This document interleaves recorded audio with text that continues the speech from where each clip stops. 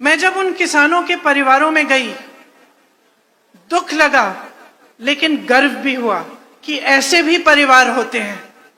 जो परिवार उजड़ गए थे, कमाने वाला चले गया था, लेकिन महिला वहां खड़ी थी, खुददार थी, झुकती नहीं थी। ऐसे गांव में मैं गई जहां पे उनका एक घर अकेला था, डर था। मुझे बोला, चुपचाप से बोला कि दीदी किसी को हमारे साथ छोड़ दो, क्योंकि क्या पता यहां क्या हो जाए। लेकिन झुकी नहीं वो महिलाएं, वो विधवाएं भी नहीं झुकी, अपना सर ऊंचा करके बैठी थी और कह रही थी कि ठीक है, हमारे परिवार का सदस्य, हमारा शौहर शहीद हो गया, कोई बात नहीं, हम लड़ते रहेंगे। यहां पर आज चुनाव चल रहे हैं, चुनाव चल रहे हैं, बहुत तमाम पार्टियां आपके सामने आ रही हैं। कुछ को तो आप अच्छी तरह से पहचान रहे हैं। भाजपा की मैं बात कर रही हूं। आपने खुद देखा कि आपने कितना आंदोलन किया, आपने कितनी आवाज उठाई, लेकिन किसी ने सुनवाई नहीं की। तो उनकी तो बात ही नहीं करते, उन्हें आप अच्छी तरह से पहचानते हैं। लेकिन यहां एक और राजनीतिक दल है जो दिल्ली से आया है। अब उनको आप सही तरह से पहचान रहे हैं कि नहीं, इसके बारे में आपसे मैं पूछना चाहती हूं। देखिए, आपके सामने दिल्ली का मॉडल दिखाया जाता है बड़े बड़े विज्ञापनों पे, और आपके पास लोग आकर प्रचार करते हैं कि दिल्ली का मॉडल देखिए, दिल्ली की सरकार देखिए। मत भूलिए मेरे भाइयों और बहनों, एक बार पहले एक ऐसे मॉडल का प्रचार हुआ था 2014 में, जब भाजपा की केंद्र में सरकार बनी थी, तो गुजरात मॉडल के आधार पे बनी थी। उसी तरह से जिस तरह आपके सामने आज प्रचार हो रहा है, बड़े बड़े विज्ञापन थे, इतना विकास हुआ है गुजरात में, बिजनेस आसान हो गया है, गरीब नहीं है, सब अमीर हो रहे हैं, सब खुशहाल हैं, किसान खुशहाल है, रोजगार ही रोजगार है। और क्या हुआ? वो मॉडल सिर्फ विज्ञापनों में था। आपको एक ऐसी सरकार मिली जिसमें रोजगार घटे, आपको एक ऐसी सरकार मिली जिसने किसानों को कुचल डाला, एक ऐसी सरकार मिली जिसने शिक्षा, सेहत के कोई संस्थान नहीं बनाए।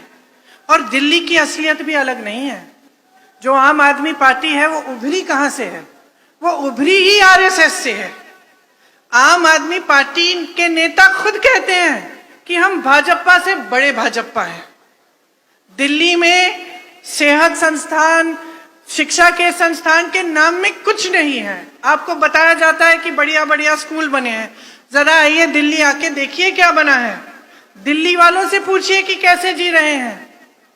तो आज का जो माहौल है, आज जो आप परिस्थितियां देख रहे हैं, इसमें आपको जो राजनीतिक दल हैं, जो नेता हैं, इनकी असलियत पहचानने की बहुत ही महत्वपूर्ण जरूरत है।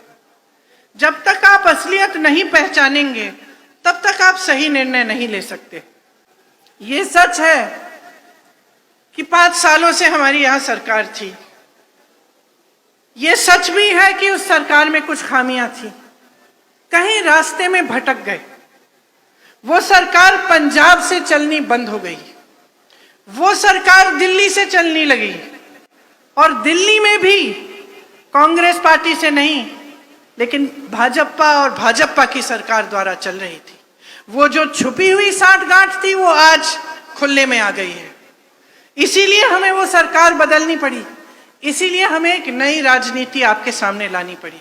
हम आपकी आवाज सुन रहे थे, हम जान रहे थे कि कुछ गलत हो रहा है, उसको ठीक करने के लिए एक नई राजनीति आपके सामने आई।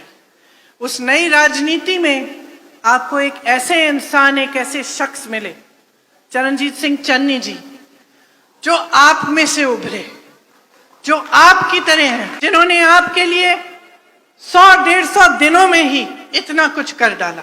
अगर आप आम आदमी की सरकार को देखें,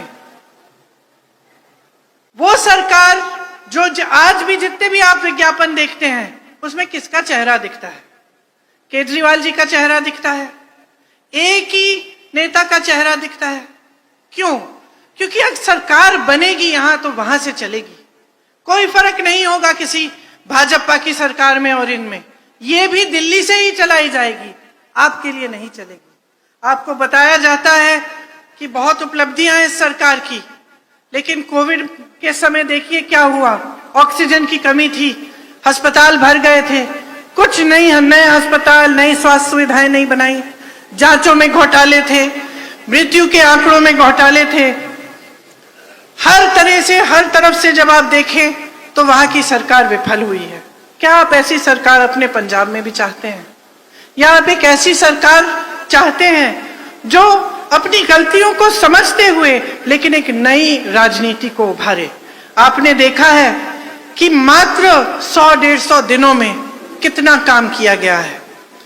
6,400 करोड़ किसान के कर्जे माफ हुए, 1,500 करोड़ के बिल माफ हुए, बिजली के बिल माफ हुए, किसानों को मुफ्त बिजली दी जा रही है, बिजली का रेट 3 रुपए यूनिट किया गया, औद्योगिक बिजली का रेट 5 रुपए यूनिट किया जा रहा है, पानी के दाम ग्रामीण इलाकों में घटाकर 50 रुपए प्रति माह के बन गए हैं।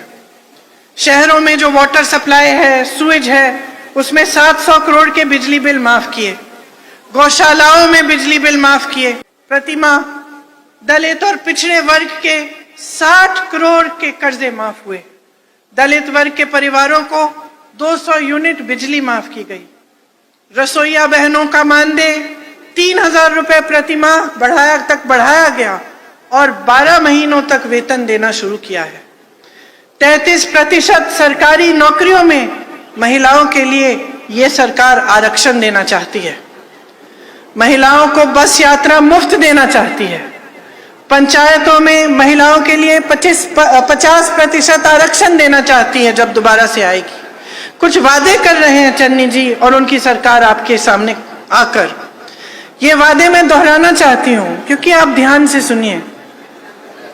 पहला फैसला ये करना चाहते हैं कि 1 लाख रोजगार बनाए जाएं, महिलाओं को प्रति माह 1,100 रुपए दिए जाएं ताकि उनका कुछ सपोर्ट हो, जो गृहस्थ महिलाएं उनको, जरूरतमंद परिवारों को हर साल फ्री में 1 गैस का सिलेंडर नहीं लेकिन 8 गैस के सिलेंडर देना चाहते हैं। सरकारी अस्पताल में 20 लाख तक मुफ्त इलाज करवाएंगे। राज्य रोजगार योजना के तहत पंजाब में के सभी निवासियों को 100 दिन का रोजगार का गारंटी दिया जाएगा। आंगनवाड़ी की बहनों को 10,000 रुपए प्रति माह दिया जाएगा। सरकारी स्कूलों की लड़कियों को स्मार्टफोन और लैपटॉप दिया जाएगा। तो ये सरकार जो इतना सारा कुछ करना चाहती है, ये सिर्फ चुनाव के समय आपको ये कहने के लिए नहीं आए हैं, इनका दिल आपके लिए धड़कता है। मैं अपने अनुभव से आपको बता सकती हूँ, चन्नी जी का कभी फोन नहीं मिलता, बोलते 3 बजे सुबह आया था मैं, 6 बजे सुबह चले गए, सुबह से शाम तक, सुबह होने तक आपके लिए काम करते रहते हैं कि 3-4 बजे तक आपके लिए काम हो रहा है। उनको एक मौका दीजिए आपके हित के लिए एक सरकार बनाने का।